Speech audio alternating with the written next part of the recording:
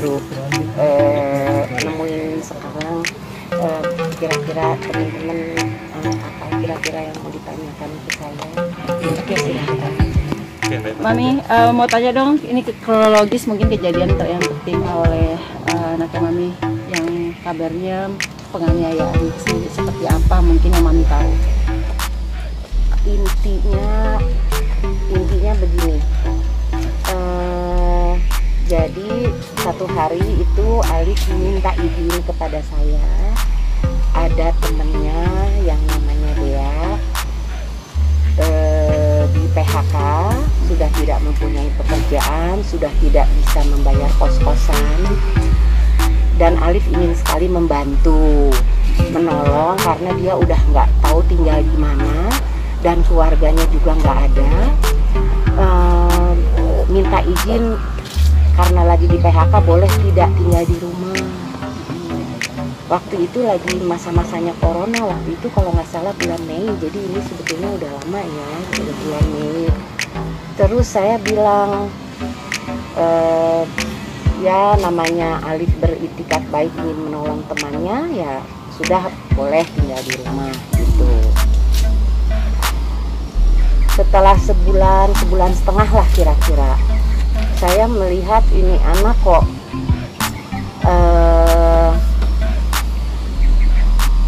gimana ya, pergi malam pulang pagi, pergi malam pulang pagi. Saya juga pernah ajak ngobrol, nasehatin ya, karena saya lihat gaya hidupnya seperti laki-laki gitu, nggak seperti perempuan gitu. Saya akhirnya berinisiatif karena saya tahu dia nggak punya biaya sama sekali untuk bayar kosan, malah kos-kosannya yang lama juga belum dibayar ya. Jadi saya berinisiatif menawarkan pekerjaan supaya dia sedikit punya uang lah. Karena menurut Alif boleh tinggal di rumah tapi jangan lama-lama. Tapi selama nganggur nggak ada biaya boleh tinggal di rumah. Jadi saya menawarkan, waktu itu kan saya memang lagi berjualan live IG, jadi saya menawarkan dia untuk menjadi admin. Jadi sebetulnya dia itu bukan karyawan saya sebetulnya, karena saya hanya menawarkan aja. Saya panggil, sering juga saya kasih nasihat. Nah terus akhirnya dia mau jadi admin. Oke, dibayar tante, ya iyalah dibayar. Jadi kamu sedikit punya uang lah, daripada kamu hidupnya seperti ini, pulang pagi. Jadi dia hidupnya terbalik gitu, pagi jadi malam, malam jadi pagi gitu. Saya terenyuh aja gitu kan, orang tuanya nggak ada ya, orang tuanya nggak ada, dia hidup sebatang kara gitu. Ibunya ada tapi jauh di Bali katanya. Terus sudah gitu ya sudah, saya bilang kalau memang mau jadi admin itu tapi harus bisa bangun pagi. Jadi gaya hidup kamu itu harus kamu rubah, karena menjadi admin itu kan harus standby jam 8 pagi sudah standby. Ya oke deh, oke gitu. Nah akhirnya sempat sekali dua kali jadi admin, hanya 2 kali kalau nggak salah, hanya 2 kali. 2 minggu berturut-turut ya, 2 minggu berturut, setiap hari Minggu kan saya live. Mungkin dia sudah terima uang, ya maksud saya dia sudah punya uang itu kan, dia mungkin bisa mencari kos di tempat lain atau bagaimana. Tapi saya lihat setelah itu kok jadi malah hidupnya malah jadi semakin nggak karuan gitu. Pergi nggak bilang, pulang pagi. Dia bisa pulang pagi, pintu digembok itu loncat. Dia loncat pagar.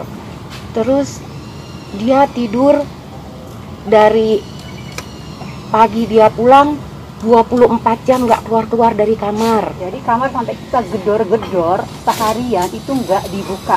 Kan kalau dia dalam keadaan normal, setidur apapun digedor kamarnya pasti bangun ya. Ini enggak. Nah, mulailah kita ada apa ya sama anak ini, ada dong rasa takut, rasa curiga, kita takut mungkin dia menggunakan hal-hal yang dilarang dibawa ke rumah kita, seperti itu. Terus teteh mulai panggil dia, ajak ngomong ya. Iya, terus saya bilang, karena saya udah mulai Nggak nyaman. attitude-nya juga sebenarnya nggak nyaman buat saya, attitude-nya ya. Jadi saya pikir, aduh kayaknya dia di rumah saya udah 3 bulan ya. Saya minta izin sama Alif, saya bilang, Alif, kok mama nggak nyaman ya sama anak ini. Mama nih udah umur segini, lagi virus begini, hati saya mesti tenang, mesti bekerja dengan enak. Kok mama nggak nyaman? Boleh nggak sih dia nggak tinggal lagi di sini? Mungkin dia udah ada tempat barangkali di luar. Ya kan mama udah kasih uang juga, mungkin dia bisa cari tempat di luar gitu. Mama ngomong nggak apa-apa, Liv, atau ya udah mama ngomong aja gitu. Jadi saya panggil, saya bilang, Dea, tante minta maaf. Sepertinya kamu nggak bisa lagi tinggal di sini karena memang pada saat itu penjahit saya juga kan udah mulai new normal. Saya udah mulai terima jahitan, udah mulai jahit lagi. Jadi kamar yang dia pakai itu selama itu kamarnya penjahit, Mbak. Karena penjahit saya udah mau datang ya, penjahit saya kan jadi bingung tidur di mana. Terus dia bilang, saya bilang nggak bisa tinggal di sini lagi. Coba tolong dipikirin, mungkin bisa tinggal di rumah tante atau di rumah om. Oh, saya nggak ada siapa-siapa di sini katanya. Oh, mungkin kan kita punya keluarga, adiknya papa, adiknya mama atau sepupu, mungkin bisa tinggal di situ dulu karena kamarnya udah mau dipakai lagi sama penjahit gitu. Dia bilang, saya nggak punya keluarga, saya nggak punya om tante karena sudah putus hubungan dengan om tante saya. Karena mama saya dulu punya pacar, pokoknya ceritanya ribet deh. Saya dengerin aja. Saya bilang, ya kok ribet ya, saya bilang. Atau gini deh, barangkali kamu punya sahabat, teman dekat. Mungkin kamu bisa di situ dulu. Nanti sambil pelan-pelan kamu melamar pekerjaan di tempat lain. Terus langsung dia jawab ke saya, tante, jadi dia itu selalu kalau bicara itu dagunya ngangkat gitu. Jadi, tapi saya maklumin mungkin anak muda, mungkin saya lagi berhadapan sama anak muda yang seperti begini gitu ya. Jadi saya udahlah, saya maklumin aja lah, anak-anak mungkin dia tipe yang seperti itu gitu. Tante tahu nggak kalau jual ginjal di mana, katanya gitu. Saya berusaha menguasai diri saya bilang, ya saya nggak tahu jual ginjal itu di mana karena tante soalnya nggak pernah jual, nggak tahu jual ginjal di mana. Tante kan jualan baju, bukan jualan ginjal. Kamu tanya dong ke rumah sakit bisa jual ginjal di mana. Atau mungkin kamu bisa tanya sama mama kamu. Coba hubungan sama mama, tanya di mana. Ya saya mau jual ginjal saya nih tante. Saya mau kasih uang sama ibu saya, mau kirim uang. Oh iya. Jadi saya harus keluar nih tante, nggak usah sekarang. Coba dipikir, emang penjahit tante datangnya kapan? Besok. Jadi dia gimana ya ngejelasinnya, anaknya tuh memang Temperamental. Jadi saya bilang bukan keluar sekarang, bukan sekarang ya Dea, Bukan tapi hari ini, tapi besok tuh penjahit mau datang. Jadi ya, jadi coba kamu pikirin malam hari ini kira-kira cari di mana tempat. kamu bisa tinggal gitu. Terus dia bilang, ya udah tante kalau gitu. Udah, saya udah ya Dea, tante masih banyak kerjaan. Udah, saya masuk ke kamar. Nah, tiba-tiba dia dia WA, tante saya udah ada WA-nya, tante saya udah di rumah sakit ini, dia nggak terima ginjal. Saya diemin aja. Dalam hati saya mesti pikirin jualan ginjal bagaimana ya gitu. Kayak cari perhatian loh gitu. Terus dia bilang lagi, saya udah pindah nih ke rumah sakit ini tante, tapi mereka juga nggak terima ginjal. Pokoknya saya jual ginjal saya deh supaya tante puas nggak lihat muka saya lagi. Saya tahan emosi. anak muda ya, kita nggak usah lawan lah, udah biarin aja deh. Yang penting mudah-mudahan dia segera meninggalkan rumah saya aja. Mudah-mudahan dia dapat tempat yang lain lah, yang layak, yang lain gitu. Gitu. Jadi intinya adalah sebenarnya Alif atau saya itu ingin menolong Sudah gitu. berbuat baik Ingin berdasarkan menolong kemanusiaan, ya teh ya. Iya, ya namanya sekarang lagi keadaan seperti ini, semua orang lagi susah, semua orang lagi di PHK, semua orang mencari pekerjaan, nggak ada uang. Saya nggak lihat siapapun, saya nggak lihat agama apapun. Kita wajib saling tolong menolong. Jadi kalaupun dengan seada-adanya mau di rumah saya, ya sudah, saya lihat niat baik dari Alif, dia mau nolongin kawannya. Tapi anak yang ditolong ini tidak pandai membawa diri. Saya lihat hidupnya seperti itu. Saya panggil, saya sini dong ngobrol. Itu juga kalau dipanggil susah. Kalau dipanggil lama, orang rumah semua tahu mana sih dia, sini dong, panggilin dong, pengen ngobrol-ngobrol. Saya udah nasehatin, udah ngobrol. Kamu nanti satu hari jadi ibu, kamu coba menata hidup dengan baik, bla bla bla gitu. Tapi ya dia setiap kali dengerin saya, terus nah gitu. Gimana ya? Jadi saya ya pokoknya intinya saya ada rasa nggak nyaman kalau dia terus-terusan tinggal di rumah. Saya ada rasa was-was, takut. Saya nggak tahu takut terjadi sesuatu hal yang tidak diinginkan, nanti saya bisa kebawa-bawa karena saya terima orang seperti itu gitu. Tapi saya berusaha ya ngobrol baik-baik sih sama dia gitu. Ya, sewaktu kita minta dia pergi, kita nggak usir ya, kita minta pergi baik-baik dengan alasan memang penjahit mau datang dan memang itu kamarnya penjahit, tidak ada tempat lagi. Tapi reaksinya dia udah diomongin dari beberapa hari sebelumnya, malah kayak tadi nantangin, saya mau jual ginjal belum laku, saya mau jual ginjal biar tante puas gitu. Itu kan nggak pantas. Terus pada hari H-nya dia yang marah-marah ya teh ya. Iya, dia yang banting barang ya. Malam itu dia pergi, tapi memang dia seperti biasa, kalau pergi juga nggak pernah izin, kalau datang juga nggak pernah sapa. Pergi 2 hari, nanti pulang, nanti pulangnya kapan, perginya kapan, nggak izin juga. Jadi pagi-pagi dia datang, dia ngobrol, tiba-tiba naik ke atas, ngobrol sama Alif, ada temennya lagi, satu lagi. Saya kepikiran ingin sekali menasehati anak-anak karena dia bilang dia mau jual ginjal untuk kasih uang ke ibunya gitu. Jadi saya pikir aduh nih anak-anak kayaknya, ya saya sebagai seorang ibu wajarlah saya ingin menasehati anak-anak muda inilah gitu. Jadi saya naik ke atas sebentar, cuman 5 menit, saya berdiri, saya bilang, anak-anak boleh nggak nih tante ngomong nih, Alif juga semua dengar.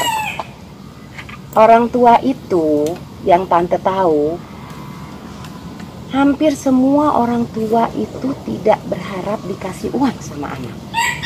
Yang membuat orang tua itu umurnya panjang, jauh dari penyakit, sehat, kalian ini hidupnya benar. Tapi saya ngomong ke semua saya ngomong. Alif juga dengar, semua juga dengar. Kalian menata hidup kalian dengan benar. Ibadah dengan benar, itu yang akan mengobati atau membuat umur jadi panjang gitu.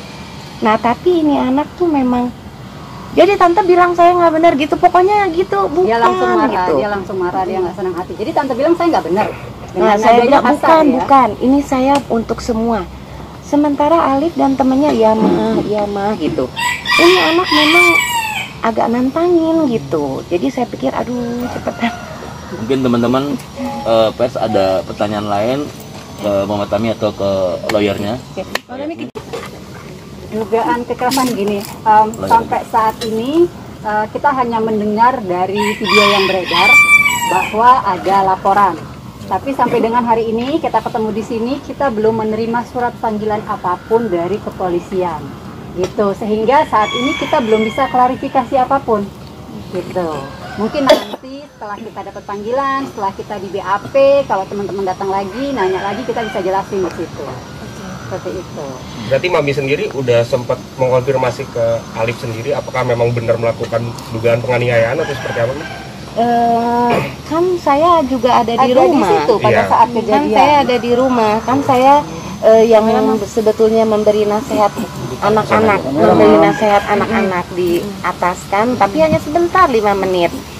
Terus dia juga nantang-nantangin terus Alif mungkin Dengan bahasa kasar. ya, ngomongnya terus udah tapi gitu ke saya kami. terus saya pikir daripada nanti saya kepancing, saya nggak mau kepancing nih lagi begini ya, suasana lagi begini, semua orang tua hatinya harus nyaman. Jadi saya udah dulu ya, kalau gitu ngomong begini salah, ngomong begitu salah. Udah deh, mama turun dulu, masih banyak kerjaan. Nah, waktu saya turun itu mungkin Alif gini, lu ngapain sih ngomong begitu sama nyokap gua kan lagi nasehatin kita semua. Iya, gua nggak benar kan gitu, teriak-teriak. Saya mulai dengar gitu, dia teriak-teriak di atas. Terus saya dengar dia juga mecahin barang. Ada barang yang dipecahin. Ada barang yang dipecahin. Terus saya juga, jadi saya walaupun turun tapi saya masih dengar di tangga, prang gitu. Terus dengar Alif ngomong gini, udah Dea, lu pergi aja dari rumah gua sekarang, lu udah cabut aja Dea gitu. Tapi yang mecahin barang itu adalah Dea ya, bukan Alif. Dea yang memecahkan barang, jadi jangan salah sangka di sini. Dea yang memulai, Dea tidak senang dan nasihati seperti itu. Setelah Teh Tami turun, kemudian Dea mecahin barang, seolah-olah mau nimpuk Teh Tami mungkin, tapi nggak berani, jadi dia pecahin. Yang dipecahin itu kayak semacam vas bunga gitu, vas bunga besar, itu dipecahin sama dia gitu. Dan reaksi Alif waktu itu, lo ngapain sih kayak gini? Alif ngambil, Ya, Alif masih tenang aja. masih tenang. Alif malah ngambil sapu kok mau nyapuin. Panggil mbaknya, Panggil Mbak mbaknya. Nur minta sapu. Nah, terus Alif sambil nyapu, Alif bilang gini, lu kenapa sih mecahin barang? Lu kalau mau mecahin barang sendiri, jangan mecahin barang orang. Dan dia masih ngelempar barang lagi. Ya, terus dia ngelempar apa lagi ke pintu gitu.